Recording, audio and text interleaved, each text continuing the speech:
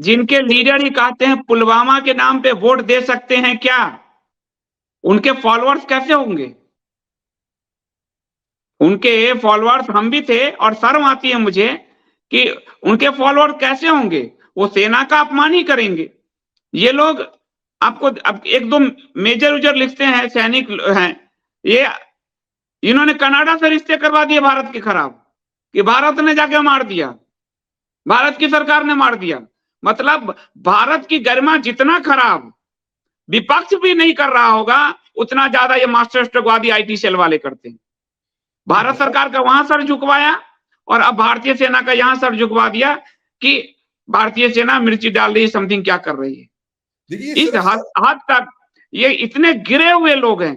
मैं आपको सच बता रहा हूं, ये आईटी सेल और मास्टर स्ट्रोकवादी जमात ये इतने गिरे हुए लोग हैं जिनको न देश से मतलब है, न धर्म से मतलब है, न सेना से मतलब है, न देश और संविधान की संप्रभुता से मतलब है। सिर्फ एक व्यक्ति का झंडा उठाकर ये लोग, अगर वो अभी कह दे कि भारत पाकिस्तान में मिला दो और पाकिस्तान ही राष्ट्र होगा, ये उसको भी जस्टिफाई करेंगे। ये इतने गिरे हुए लोग। देखिए संदीप जी, सिर्फ ये नाम कराने की बात नहीं है, ये आप लोगों के जीवन बर्बाद कर रहे हैं। जब आपने वो क्लेम किया, जब आपने गुरपरमन, पता नहीं जिसको भी मारा गया, मैं नाम भी नहीं, जब आपने ये क्लेम किया तो आपने जो भी आपके ऑपरेशंस हो रहे थे वहां, अगर कुछ हो भी रहे थे, उनको कॉम्प्रोमाइज किया। आपने अपने डिप्लोमेटिक कोर की जो लाइन ऑफ अटैक है उसको इतना मुश्किल और कॉम्प्लिकेटेड कर दिया। आपने जो हिंदू लोग कनाडा में रह रहे हैं उनके ऊपर, उनके मंदिरों पे एक टारगेट पेंट कर दिया, उसे बड़ा सा टारगेट लगा दिया कि भाई आओ मंदिर मारो।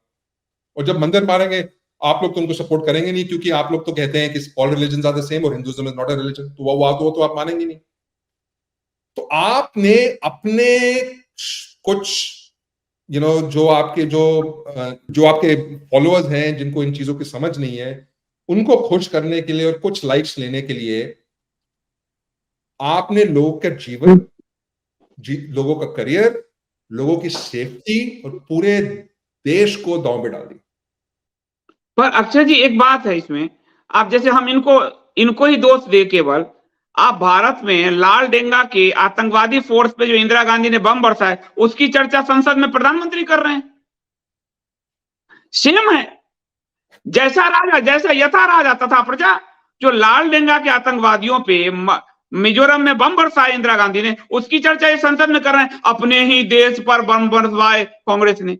अपने प्रधानमंत्री को, भारत का कोई भी प्रधानमंत्री है उसके कार्य को कुछ चीजें गोपनीय रखी जाती है, उसको बेचती, उस पे जाके इन्होंने पूरी दुनिया को ये दिया है कि हम अपने यहाँ बम बरसाते हैं। तो यथा राजा तथा प्रजा, यथा राजा तथा प्रजा, जैसे बिल्कुल सही बोला। ये मतलब ये सिचुएशन इतनी गिर गई है, इतना इसको सीमित शब्दों में कहना बहुत कठिन है, क्योंकि ये आपकी जो हमारी जो सोच है कि क्या ये हो सकता है, उसके कितनी बाहर है। It is very difficult to understand कि कैसे कोई कर सकता है ऐसे। ये ना कोई ऐसी चीज होती है कि आपकी कल्पना क्षेत्र में नहीं आती, आप कल्पना भी नहीं कर सकते थे कि ऐसी चीजें हो सकती हैं। मैं तो नहीं कर सकता था कल्पना।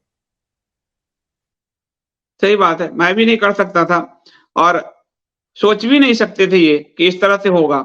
लेकिन एक ऐसा मास्टर स्ट्रोकवादी भेड़ों के झुंड छोड़े गए हैं। ये भेड़ों के झुंड भारतीय सेना का अपमान तो कर ही रहे हैं, और पहली बार देख रहे हैं हम सेना के फैमिली वालों को उनके शव नहीं दिए जा रहे हैं। सेना के इतनी बड़े स्तर पे सैनिकों का बलिदान हो रहा है, लेकिन पूरी मीडिया, पूरा हिंदुस्तान एकदम मौन होकर सुन रहा है, बस स्तुति गान में लगा है। यह भारत को किस दिशा में ले के जाया जा रहा है, ये समझ से पड़े।